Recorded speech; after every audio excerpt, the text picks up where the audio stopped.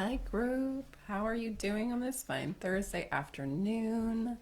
I'm popping on because I have had some conversations recently about the transition from working full time into private practice. And there are some common themes that come up with the clinicians that I talk to and that I work with that I wanted to share here with you guys. And I'm sharing my basically four of my primary tips for people who are working full time and hoping to transition into private practice full time, and what you can do to make that transition faster and easier for yourself. So I'm just going to dive right in, and the first one is to charge your full fee. Now, you are working full time, and I cannot tell you how many people that I talk to that have their full-time jobs and they've got this private practice on the side, and they're so eager to get clients and excited to get clients that they fill the 5 spots that they have, if that, with reduced fee clients, and then they find themselves stuck because they've got these low fee clients. They haven't built the confidence that they can actually get their full fee. They don't have quite enough financial income to make the jump out of their full time job, but they can't increase their private practice income or caseload. So it kind of puts them in a bit of a bind.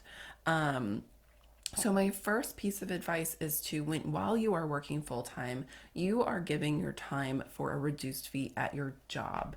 And so consider that your give back if you need one. Until you are fully in your private practice and financially stable, the goal is to bring in as many full fee clients as possible and at a higher fee, like on the high end of what you're comfortable with, because that's going to provide you with the foundation, the financial foundation that's going to help transition you easier. The second thing, and this kind of bridges off of that, is to start a savings account. Take the money that you're earning in your private practice and put it away, set it aside to the best of your ability. Every penny that you can set aside gives you a cushion to then be able to launch your private practice. If you don't have another income to depend on, having 3 to 6 months savings that you can live off of can help ease the burden and the fear of building your practice. Now, I realize 3 to 6 months isn't possible for everybody, but any amount of savings that you can put aside is going to help you. And again, booking those full fee clients is going to allow you to save up more faster. The next thing that I want to bring is hiring out some work, right?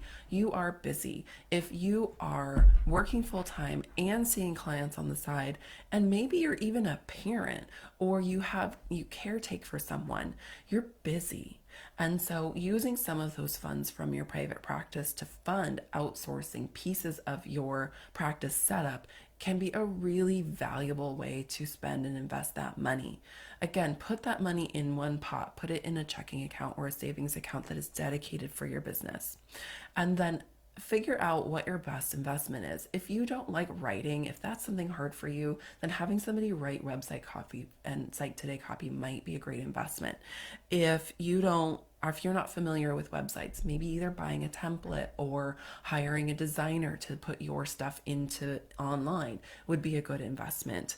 There are lots of different ways that you can invest in your practice by outsourcing some of the tasks that are labor and energy intensive for you. And doing that while you're still working in your full-time job allows you to feel financially stable while also producing these things that, again, will help get you there faster. Now, everything that we do, kind of a side note on this, is everything that we put into our business either is going to cost us, and it's either going to cost us time, energy, or money, or some combination of those things. And so while you are working full time and you have a practice on the side, and maybe some other things going on in your life, if you have the funds, if you can allocate the funds to cost the money, then it will save you the time and the energy. It will get done faster, and in some cases will get done better. I know that the website that I had paid for to be made is much better than the website I DIY'd myself. The DIY website did okay for me. It filled my practice in a way that I needed it to at the time, but it did not perform at the level that the one I purchased, that I paid for, is now performing at. And so if I had to do it all over again, I would invest in a website sooner. I had the funds, I was just afraid to spend them. The last one that I'm going to put on here, my recommendation is join a program or get a coach. Now, it might again be scary to invest in yourself and your practice before the practice is really up and running. But again, if you are working full time and you are bringing in a stable income and you have a little bit of income coming from your private practice, or you have some extra funds that you can invest, getting a program or coaching is one of the best ways that is going to save you time, energy, and money in the long run.